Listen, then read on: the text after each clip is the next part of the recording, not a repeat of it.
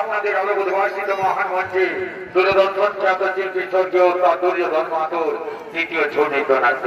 তাই তার তৃতীয় ছৌ নৃত্য নাট্য মহাভারতের কাহিনী অবলম্বনে মা বোনদের বোঝার মতো, দাদা ভাইদের দেখার মতো হাসি কান্নায় ভরা 71 পাড়া, যে পালার নাম রাখা হয়েছে কীচক পদ হইতে অভিমন্যু উত্তরার শুভ বিবাহ।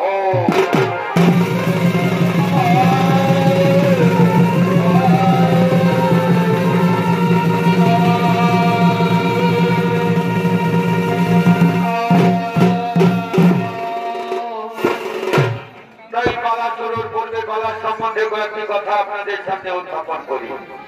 আপনারা সকলেই জানেন মহাভারতের পাতায় কৌরব পক্ষের সঙ্গে পাণ্ডব পক্ষের ভাষা খেলার প্রতিযোগিতা হয়। শকুনির চালে পরাজিত পাণ্ডব পক্ষকে দুর্যোধন 12 বছরের জন্য বনবাস এবং 1 বছরের জন্য অজ্ঞাতবাসে যাওয়ার নির্দেশ দেয়। 12 বছর বনবাসে অতিবাহিত করার পর পাণ্ডবগণ 1 বছর অজ্ঞাতবাসে কাটিয়েছিল বিরাট রাজা রাজসভায় নিজ নিজ নাম পরিবর্তন করে।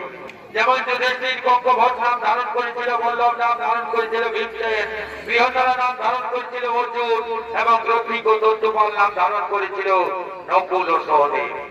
দ্রৌপদী বিরাট রাজার রানীর কেশ পরিচর্যায় নিযুক্ত ছিল সৈরন্ধ্রী নাম ধারণ করে।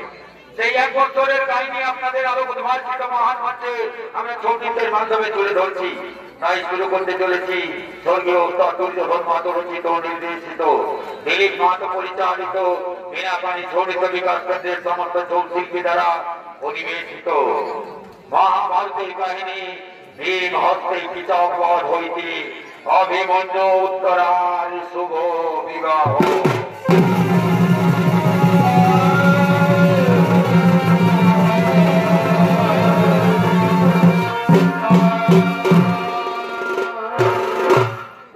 বিরাট রাজা রাজসভা চলেছেন, রাজা বিরাট, তার মন্ত্রী সেনাপতি সৈন্যগণ, সঙ্গে রয়েছেন যুধিষ্ঠির, রবি, কঙ্ক।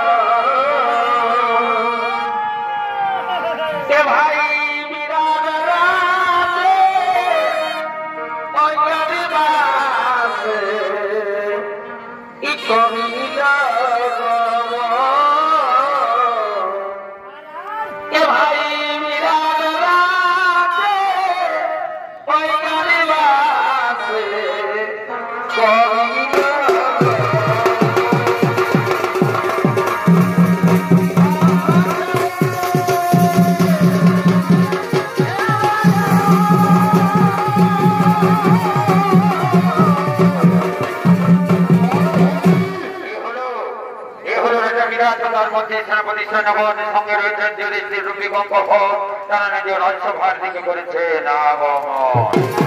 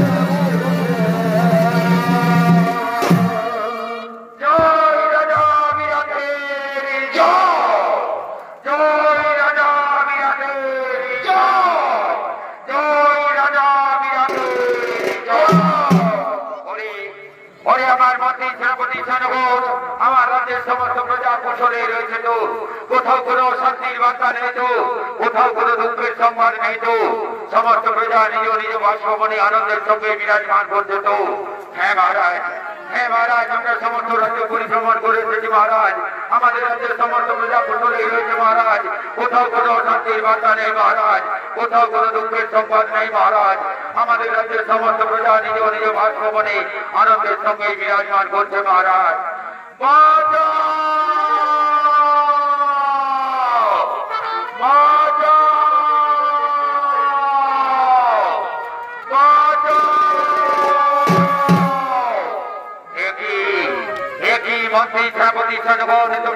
বললে আমার রাজ্যের সমস্ত প্রজা কুশলেই রয়েছে, তবে কোথাও থেকে বেঁচে নারী কণ্ঠস্বর বাঁচাও বাঁচাও রবে চিৎকার করে যাচ্ছে।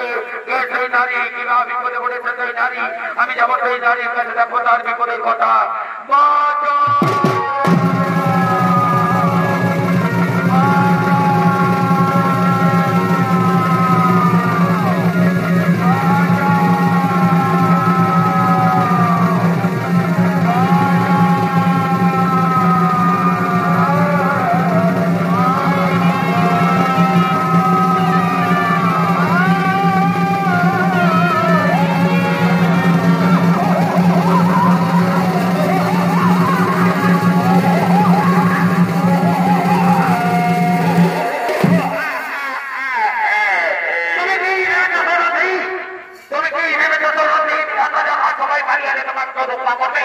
কেউ রক্ষা করবে না সৈরন্দ্রী।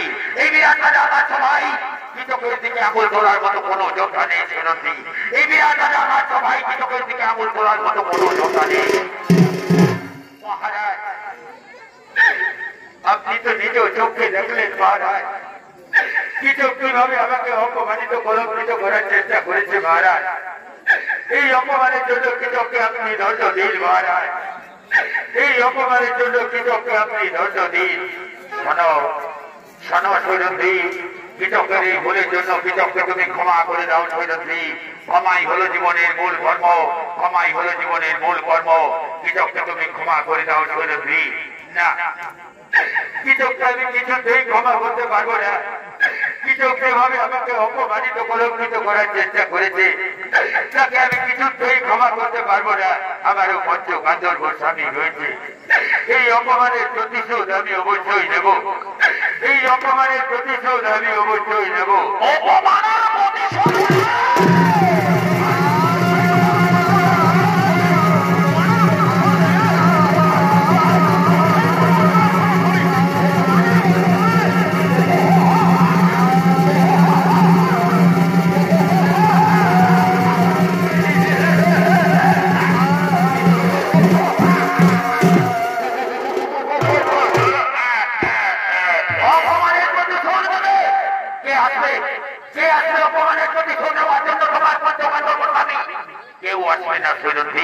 আমি তো প্রথমেই বলেছি, এই বিরাট রাজার সেনাপতি কৃতকের দিকে আঙুল তোলার মতো বিরাট রাজার রাজ্যে কোনো যোদ্ধা নেই সৈরন্দ্রী।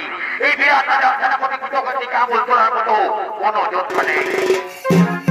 শোনো শোনো সৈরন্দ্রী, তোমার রূপ ও যৌবনে আমি যখন মোহিত হয়েছি সৈরন্দ্রী, তখন এক না করে নিশ্চয়ই আমি তোমাকে আপন করে পাবো সৈরন্দ্রী। আজ আমি এই সভা মাঝ থেকে খালি হাতে ফিরে গেলাম সৈরন্দ্রী, কিন্তু পথ হাঁটা যেন মনে থাকে সৈরন্দ্রী। এক না করে নিশ্চয়ই আমি তোমাকে আপন করে পাবো সৈরন্দ্রী। পথ হাঁটা যেন মনে থাকে সৈরন্দ্রী, পথ হাঁটা যেন মনে থাকে।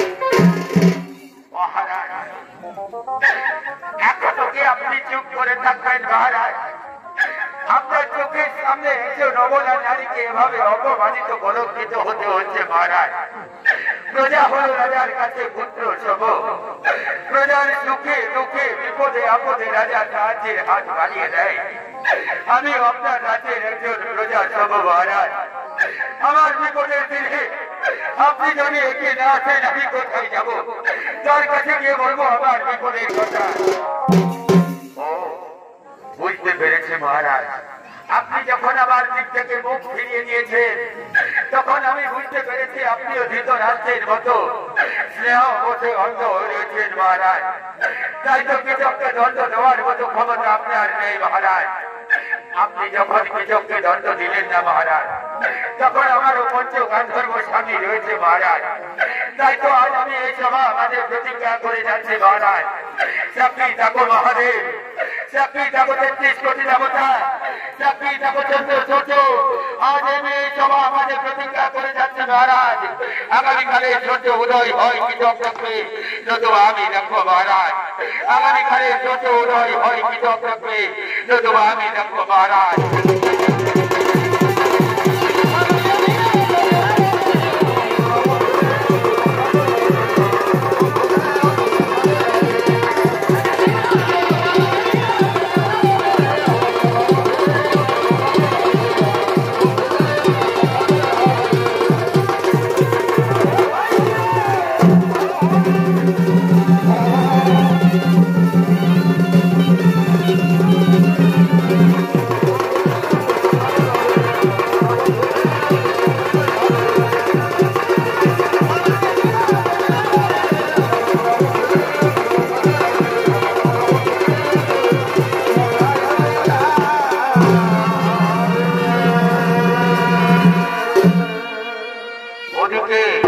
বিরাট রাজার রাজসভা থেকে রাজা বিরাট ও তার মন্ত্রী সেনাপতি সৈন্যবর এবং যুধিষ্ঠির রূপী কঙ্কভোর তারা সকলেই নিজ নিজ আলোয় ফিরে গেলেন।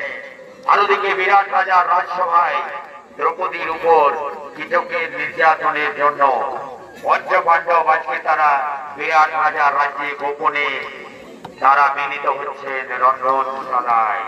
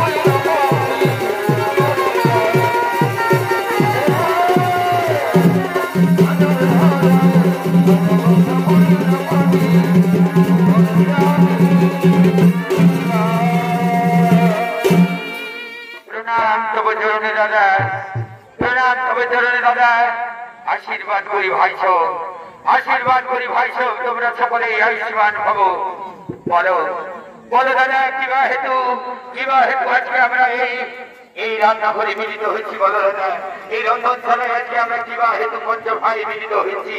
শোনো শোনো ভাই সব, তোমরা নিশ্চয়ই জানো আগামীকাল, তোমরা নিশ্চয়ই জানো কালকে আমাদের দ্রৌপদীর উপর বিরাট রাজার সেনাপতি কিভাবে অত্যাচার করেছে সেই সংবাদ নিশ্চয়ই তোমাদের কাছে রয়েছে।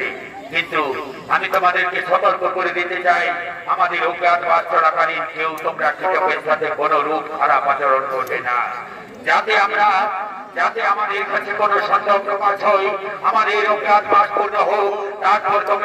তারপর তোমরা নিশ্চয়ই আমরা কীটকের এই অপমানের প্রতিশোধ আমরা নেব। কিন্তু আমাদের অজ্ঞাতবাস চলাকালীন তোমরা যেন কীটকের প্রতি কোনো খারাপ ব্যবহার করবে না, এই আমার আদেশ, এই আমার নির্দেশ। চলো ভাই, আমরা সকলেই নিজ নিজ কাজে ফিরে যাই।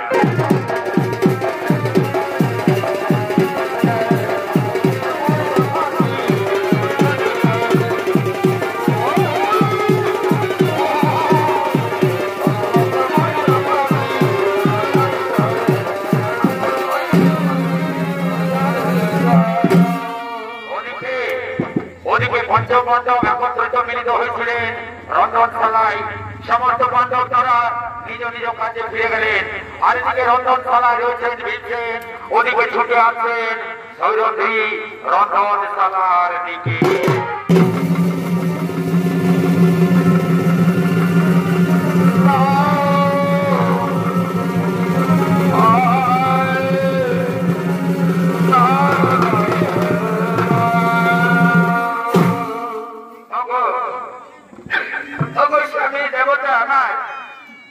তুমি কি রয়েছে রন্ধনশালায়? তুমি কি শুনতে পাচ্ছ আমার এই করুণ আর্তনাদ? স্বামী দেবতা আমার, তুমি কি আমার করুণ আর্তনাদ শুনতে পাচ্ছ না? কে রাখে মনে রন্ধনশালায় নারী কণ্ঠস্বর ভেসে এলো, মনে হচ্ছে কোন চির পরিচিত চেনা নারী কণ্ঠস্বর। কে সেই নারী? কিবা বিপদে পড়েছে সেই নারী? আমি যাবো সেই নারীর কাছে, দেখবো তার বিপদের কথা। কিবা হেতু এসেছে এই রন্ধনশালায়? হঠাৎ করে তুমি রন্ধনশালায় কেন এসেছো সৈরন্ধ্রী? ফিরে যাও সৈরন্ধ্রী, রন্ধনশালা থেকে ফিরে যাও। যদি তোমাকে কেউ দেখতে পাই তাহলে হয়তো আমাদের অজ্ঞাতবাস আর পূর্ণ হবে না সৈরন্ধ্রী। দুর্যোধনের অভিসন্ধি পূর্ণ হবে, আমাদেরকে পুনরায় 12 বছরের জন্য যেতে হবে বনবাসে।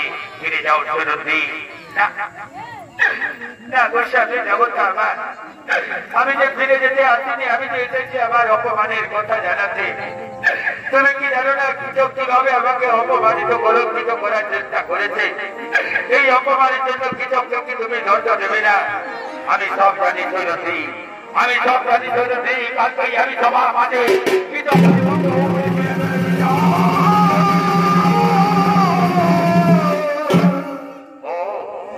তুমি তোমার দাদার কথাই শুনলে, আমার কথায় একবারও ভাবলে না। তোমার দাদা তো কেবল মাত্র পাশা ফেলতে জানে আর ক্ষমা করতে জানে, এছাড়া তোমার দাদা আর কি জানে? শোনো সৈরন্ধ্রী, দাদার কথা মতো আমাদেরকে থাকতে হয়, দাদার কথা মতো আমাদেরকে চলতে হয়। আমি তোমায় কথা দিচ্ছি সৈরন্ধ্রী, আমাদের অজ্ঞাতবাস পূর্ণ হোক, তারপর তোমার অপমানের প্রতিশোধ আমি নিশ্চয়ই দেব।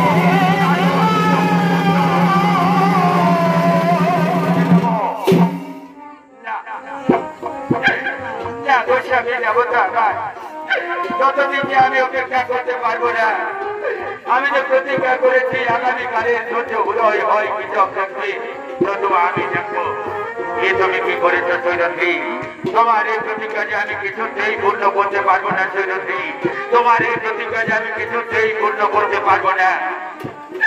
কোন প্রতিজ্ঞা তুমি আমার পূর্ণ করেছো? হস্তিনাপুরে যেদিন দুঃশাসন আমার বস্ত্র হরণ করেছিল, সেদিনও তো আমি প্রতিজ্ঞা করেছিলাম দুঃশাসনের রক্ত দিয়ে আমি আমার কেস বন্ধ করবো। তাই তো আজও আমার এই কেস খোলা রয়েছে, এই কেস এখনো পর্যন্ত বন্ধন করিনি। আর এই প্রতিজ্ঞাও যদি তুমি পূর্ণ না করো, তাহলে আমি আর কোন লজ্জায় বেঁচে থাকবো? আমি হয়তো আত্মহত্যা।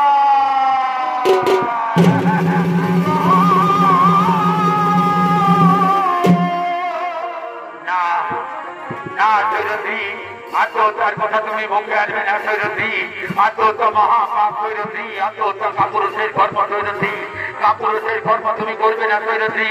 আমরা পঞ্চ ভাই থাকতে তুমি কাপুরুষের কর্ম করবে না। দয়াল ঠাকুর, এই অভাবীর ভাঙা কপালে কি তুমি দুঃখ ছাড়া সুখ কোনোদিন লিখলে না ঠাকুর? এই অভাবীর ভাঙা কপালে কি তুমি দুঃখ ছাড়া সুখ কোনোদিন লিখলে না?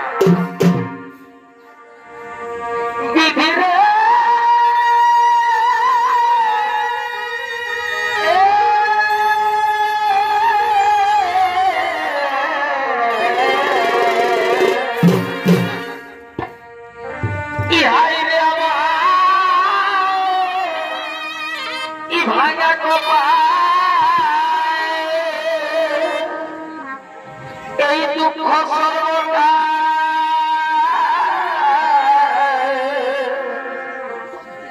বিরাট রাজ্যে করেছে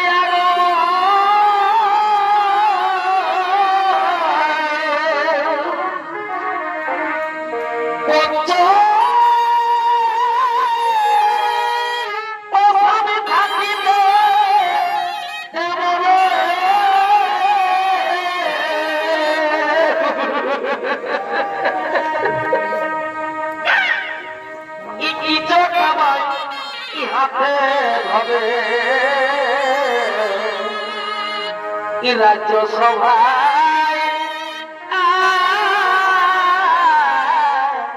কি করিল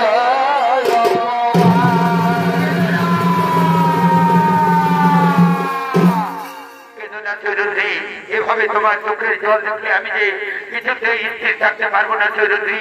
এভাবে কেঁদে কেঁদে তুমি আমায় দুর্বল করো না সৈরথী, এভাবে কেঁদে কেঁদে তুমি আমায় দুর্বল করো না। আমি তো তোমায় কথা দিলাম আমাদের অজ্ঞাতবাস পূর্ণ হোক, তারপর তোমার অপমানের প্রতিশোধ আমি নিশ্চয় নেবো সৈরথী। তারপর কৃতজ্ঞের মধ্য আমি উপরে ফিরে ফেলে দেবো সৈরথী। সৃষ্টিকর্তা ব্রহ্মদেব, এই পুরুষ শাসিত সমাজে কেন তুমি নারী জাতি সৃষ্টি করেছিলে ঠাকুর? নারী যদি তার অপমানের প্রতিশোধ দিতে না পারে, তুমি কেন কেন কেন তুমি নারী জাতি সৃষ্টি করেছিলে ঠাকুর? ওগো দয়াল ঠাকুর, তব চরণে করো জোরে বিনতি করে বলি ঠাকুর, পর জনম বলে যদি কিছু থাকে ঠাকুর, তুমি আমাকে পর জনমে আর নারী জন্ম দিও না ঠাকুর। নারী জন্ম বড়ই দুঃখের, নারী জন্ম বড়ই করতে, আমি যে নারী জন্ম আর সহ্য করতে পারবো না ঠাকুর, আমি যে নারী জন্ম আর সহ্য করতে পারবো না।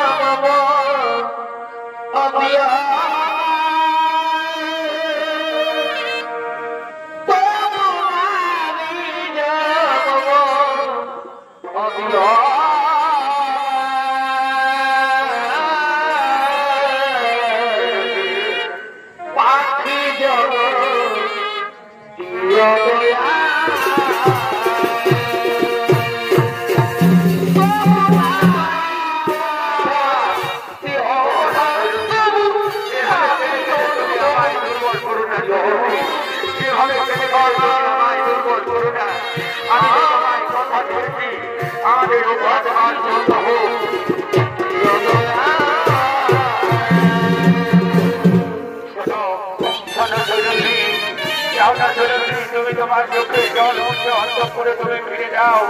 আমি তো কথা দিয়েছি আমাদের অজ্ঞাতবাস পূর্ণ হোক, তারপর তোমার অপমানের প্রতিশোধ আমি নিশ্চয় নেব সৈরথী, তারপর তোমার অপমানের প্রতিশোধ আমি নিশ্চয় নেব।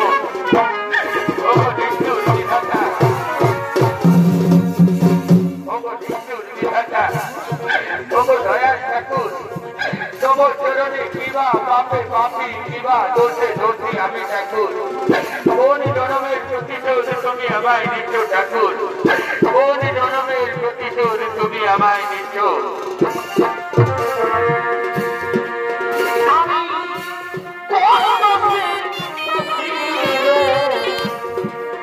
আমি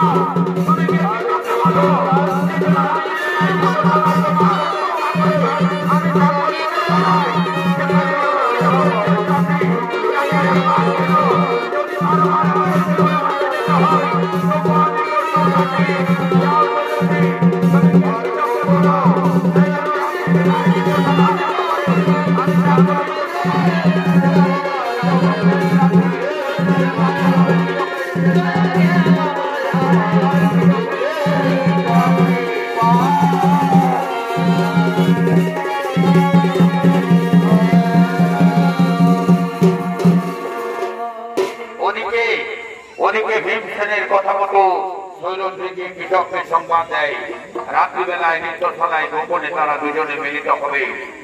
এদিকে পূর্ব পরিকল্পিত অনুসারে পূর্বে থেকে নৃত্যশালায় লুকিয়েছিলেন ভীমসেন, আর ওদিক থেকে উন্মত্ত অবস্থায় ছুটে আসেন কৃষক নৃত্যশালার দিকে শৈলদ্রীকে পাওয়ার আশা।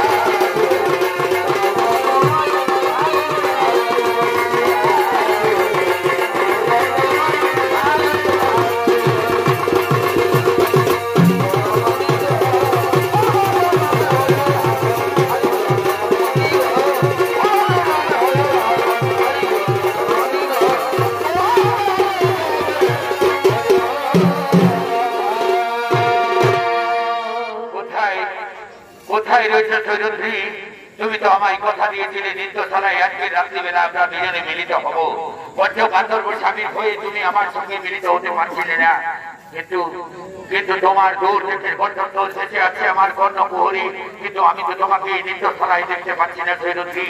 তবে কি তুমি আমায় মিথ্যা প্রতিশ্রুতি দিয়েছিলে শৈলদ্রী? না না না না শৈলদ্রী, তোমার মুখের ভাষা, তোমার চোখের সামনে আমি বুঝতে পেরেছি তুমি পঞ্চের স্বামীকে নিয়ে চোখে নেও শৈলদ্রী। শোনো শৈলদ্রী, আমি তোমাকে রাজ রানী করে রাখবো শৈলদ্রী। এসো শৈলদ্রী, আমার হৃদয় বক্ষে ধরা দিয়ে আমার উদ্যক্ত হৃদয়কে তুমি শান্ত করো। আসবে না আসবে না শৈলদ্রী, তবে কি তুমি আমায় মিথ্যা প্রতিশ্রুতি দিয়েছিলে শৈলদ্রী? না না, এ হতে পারে না শৈলদ্রী, এ হতে পারে না। তুমি এভাবে লুকিয়ে রয়েছো কেন শৈলদ্রী? এসো শৈলদ্রী, আমার হৃদয় বক্ষে ধরা দিয়ে আমার উদ্যক্ত হৃদয়কে শান্ত করো। আমি তোমাকে রাজ রানী করে রাখবো শৈলদ্রী, আমি তোমাকে রাজ রানী করে রাখবো। আসবে না আসবে না শৈলদ্রী, আমি নিজেই যাবো তোমার কাছে।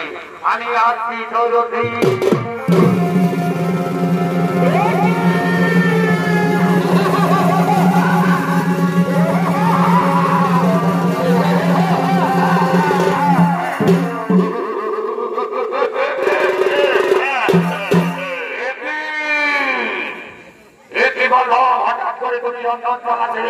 এই নৃত্যশালায় কেন এসেছে বলবো?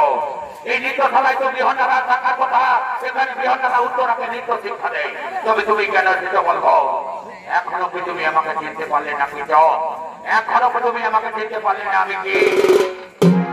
ও বুঝতে পেরেছি, তোমার বলে বলি আর ওই শৈলদ্রী প্রতিজ্ঞা করেছে আগামীকালে সূর্য উদয় আমি দেখবো না। ঠিক আছে বলো, আমাকে দেখতে দাও, অস্ত্রাগারে অস্ত্র নিয়ে আসতে দাও, তারপর দেখি দেখিয়ে তুমি না কিছু। আজকের রাত্রিতে আমি তোমাকে কিছুতেই বাইরে যেতে দেবো না। আজকের রাত্রিতে এই নৃত্যশালাতেই তোমার শেষ রাত্রি হবে কৃষক। আজকের রাত্রিতে এই নৃত্যশালাতেই তোমার শেষ রাত্রি হবে।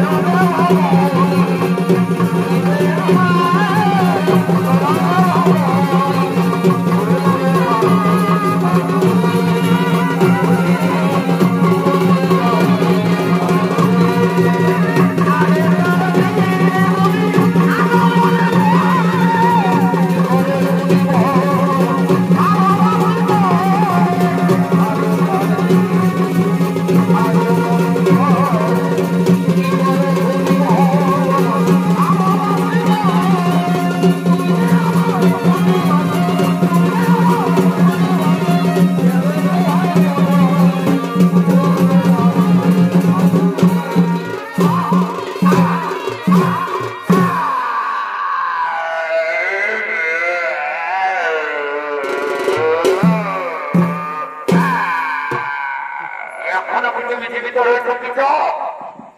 এখনো কি তুমি জীবিত রয়েছো? তুমি জানো না কৃষক তুমি কাকে স্পর্শ করেছো? তুমি আগুনে হাত দিয়েছো কৃষক, তারপর ভোগ তোমাকে করতেই হবে। কোথায় কোথায় রয়েছে সৈরন্দ্রী? নির্দেশনায় এসে দেখে যাও তোমার প্রতিজ্ঞা আমি পূর্ণ করেছি সৈরন্দ্রী। আসবে না আসবে না সৈরন্দ্রী, অভিমান করে তুমি আমার কাছ থেকে চলে গেছো। শোনো সৈরন্দ্রী, আমাদের যেদিন অজ্ঞাতবাস পূর্ণ হবে, যেদিন আমরা ফিরে যাবো হস্তিনাপুরে, সেদিন দুটো আগুনে রক্ত দিয়ে আমি তোমাকে দৌত করবো সৈরন্দ্রী। দুটো আগুনে রক্ত দিয়ে আমি তোমাকে দৌত করবো। আমি আসছি সৈরন্দ্রী।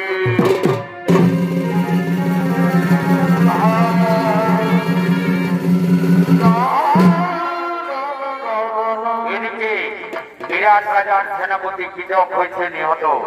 সেই সুযোগে হস্তিনাপুরের যুবরাজ দুর্যোধন, দুঃশাসন, দ্রোণাচার্য, কৃপাচার্য সকলেই মৎস্য রাজা দেশে আক্রমণ করেছে।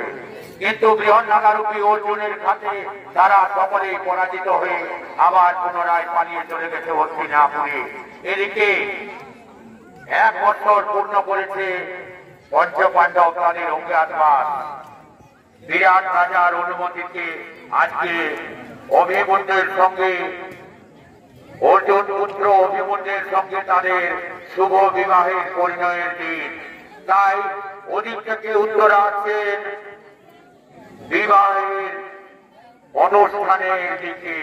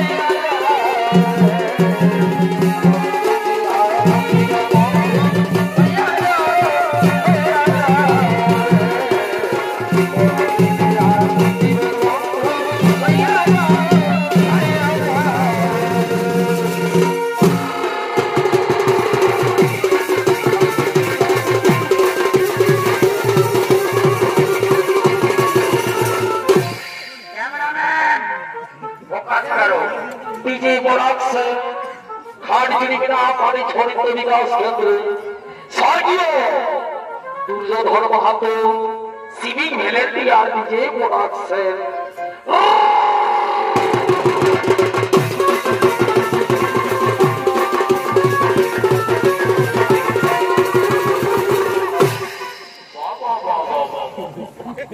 জামাইকে কাছে নিয়ে যাবো, ডিজেটা দিয়ে দিবি রে। আস্তে আস্তে নিয়ে যাবি, ফেলাইস না, আস্তে আস্তে নিয়ে যাবি। আস্তে আস্তে কোন দিকে দেখছিস? এই দিকে না ভাবি না? আরে একটা ধৈর্য নাই বাপ। আর জামাই এত ভারী লাগছে এবং বলে দিচ্ছি মাইনি বাপের গিরারে ভাই এমন নাচতে আসতে লাগিয়েছিল যে আমার কামনা বসে যাবে। মাইনি বাপের গিরা বলে দিচ্ছিল বলছি। এদিকে শোন, এদিকে শোন শোন শোন, আর এদিকে শোন আমার সঙ্গে। আর এদিকে এইদিকে ভাই দেখ, মাই মধ্যে কাকি যেটি সব রেডি আছে, আছে না? এইদিকে ভাই দেখ, এদিকে আই, এইদিকে দেখ, কাকা জেঠা ফুফা মশা সব রেডি, একদম রেডি, বুঝলে না? এইদিকে আই, এইদিকে আসবি তবে না। এই দেখ কালিন্দে ভাই আমাদের একদম রেডি। কে বলেছিস? আর এইদিকে আই, এইদিকে আর কম থেকে এইদিকে আই। এই দেখ বর কন্যা দুজনে রেডি হলি আছে না কিন্তু বললো কি নাই সব তো রেডি আছে ক্যামেরাম্যান বিয়া করে বুঝলি না সবাই তো আছে তার কোনটা শুনবি তো কেন বিয়া করে এখন জানিস না ঠাকুরের দরকার আছে বুঝলে ঠাকুরটা একদম আইল নাই আমাদের ঠাকুরটা শুনে রে ঠাকুরের নাম্বার আছে না তুই ঠাকুরকে একদম চিনলিস না জানিস না কালকে কি করেছে মেলা থেকে জোহা খেলে নিয়ে মোবাইলটা দিয়ে দিয়েছে ও বাবা ঠাকুর তোমরা জোহা খেলে জানিস না তুই নিজেই চলে যা ঠাকুরকে ডেকে নিয়ে চলে আয় বুঝলি না মোবাইলের দরকার নেই চলে যা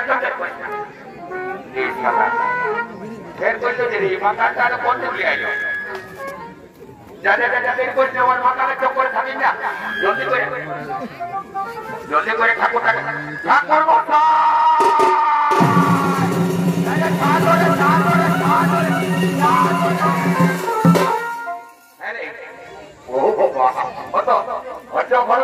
কথা নিয়ে ঠাকুর মশাই জানো না তুমি রাজা ঘরে বিয়া করাচ্ছে সেই বিয়া করে তুলে নিয়ে আনে হঠাৎ করে রাজা ঘরে বিয়া করা হয়ে গেল আমি কোনো বুঝতেই পারি নাই দেখাশোনা নাই গোনা পড়া নাই হঠাৎ করে বিয়া করা হয়ে গেল কোনো পিছিক কেস নয় না না না না ওটা নয় এটা নিমন্ত্রণ বলাই হয়েছে তো জানতে পারলি নাই সেই জন্য বলছি রে হ্যাঁ তো বল করে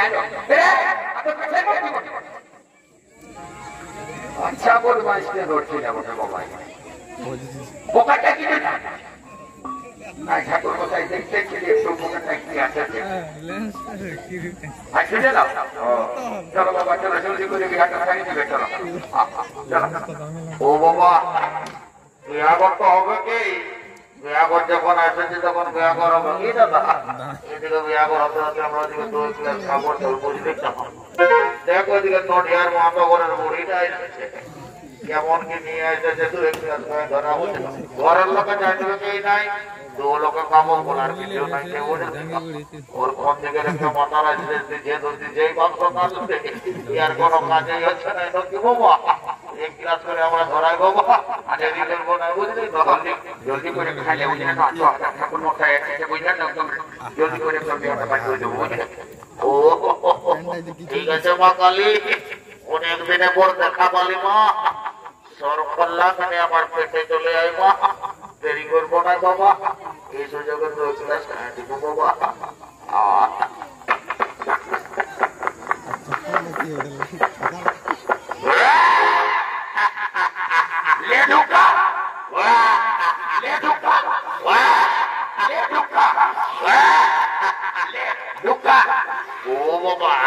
সকালে খালি পেটে তখন মা কালী হাই করলাম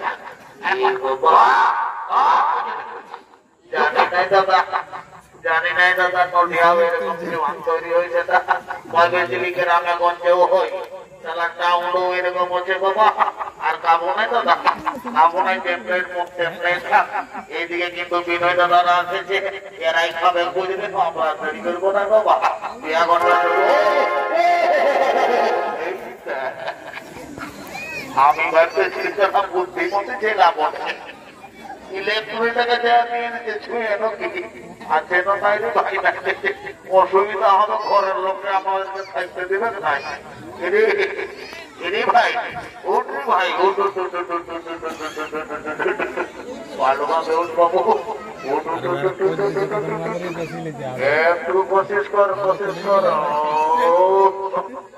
বলিস না রে ভাই আমি কি ছুটে যাইছিলি ওইদিকে বলবো বলতে যাইছিলি বুঝলি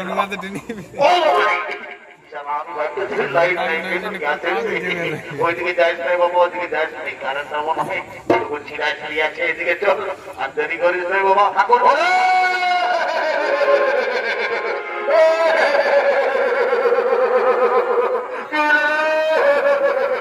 ঠাকুর মনে দেখবে বাবা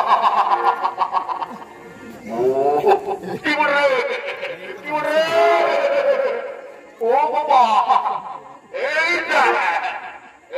সালার মোটর এরকম কাজ থাকে, সালা মরি ঘরেও এরকম করে, আর সালা বিয়া ঘরেও এরকম করে। বারবার করে আসার সময় বললি পুরুলিয়াতে দাঁড়ায় কিন্তু ইংলিশ নেবে, কিন্তু জলের বোতল নিস না। সারা জলের বোতলটা নিয়ে আমার পেছনে দেখেছিস থাকে তারা দেখা যাবে বলে আমি বুঝলে বিয়াঘরটা হোক তারপরে দেখা যাবে তোর মজাটা বুঝলে এটা করে বসাই ওইরকম দৌড়াদৌড়ি করি বাবা পথে দাঁড়িয়ে আর কথায় মরে যাবে বাবা, এমনি মাথায় তুই খাই হোকটা ভালোই দেখা যাবে বাবা, ওই কোনাকে উঠাও বাবা, দেরি করবো না, বিয়াঘরটা করে সব চলে যাবো বাবা। ঠিক আছে ওর কোনাকে উঠাবো আর আমি যে মন্ত্রটা বলবো একসঙ্গে দুজনে বলবে বাবা। ঠিক আছে বলবো বাবা, তাড়াতাড়ি বিবাহটা শুরু করো বাবা। বলো বৈশাখ মাসে শুক্লপক্ষে পূর্ণিমা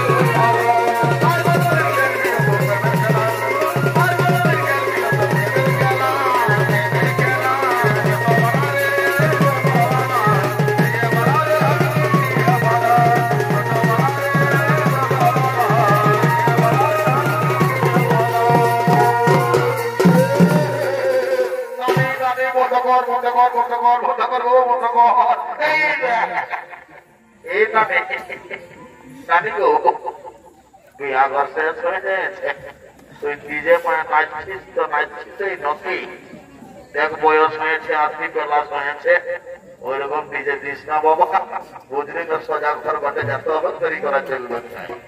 কিন্তু জানি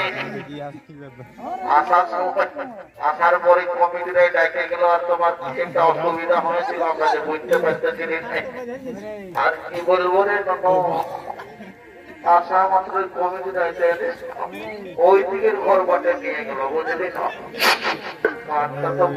বাবু সর্দিটা এমন ঢোকায় দিলি রে, ঢোকার পর আমাদের গাড়িটা আসার পরে এমন পেটটা পচায় উঠাইলো না আর থাকতে পারি নাই, পাঁচ বহাল গোটায় খুললি বাঁধ খোঁজা পাবি একজন পালিত তো বলে দিল ওই দিকে একটু ধরেই আছে বলছে তো গেলি বাবু ঢুকতে ঢুকতে পাঁচ বছর এমন রয়েছে আর বলিস না, ঢুকতে ঢুকতে এক খবর ঢুকার পরে যখন উঠে আসছি এমন ঘষাতে লাগবে না চিন্তা করিস না, সামনে পুরুলিয়া সদর হাসপাতাল এমন একটা ভ্যাকসিন দিয়ে দিব তো সারা জীবন তোর পয়সাটা থাকবে নাই। কিন্তু জানি এটা বিশেষ কারণ আছে, তোকে কিছুদিন আগে তাই এমন ভেসে তো আমি দেখতেছিলি নাই, খুব সুন্দর ব্লাউজ রং বেরঙের শাড়ি আর চেহারাটা তোর ভালো ছিল, এই বেশটা কবে বেরোবো ওটা আর বলিস না বাবু। এই কিছুদিন আগে তাই এমন পুরুলিয়া আমাদের ডায়রিয়া বলে কলেরা ছিল না, সেটা আমাদের গাঁকে গেছিল, গায়ের কাউকে পাইল নাই, শুধু তোর ওই দাদুকেই পাইল। আর বলিস না সদর হাসপাতালও বাঁচাতে পারলি নাই, ছাগল ডালের মতন মরে গেল। চিন্তা করিস না, আমরা দু ভাই আছি, রাজ্য সরকার এখন বেটার ফ্যাসিলিটি দিয়েছে, চাল ডালের অভাব নাই, খাতেই থাক আর ঘুরতেই থাক আর বিদে বলে নাচতেই থাক, কিছু দেরি করবো নাই, মজা চলে যাবো, আর দেরি করবো না। অনেক বেলা হয় বাবু, দেখে না তা দেখে দেরি করবো না, ভালোভাবে একদম কোনায় কোনায় হলো বাড়িটার বাটাই তো।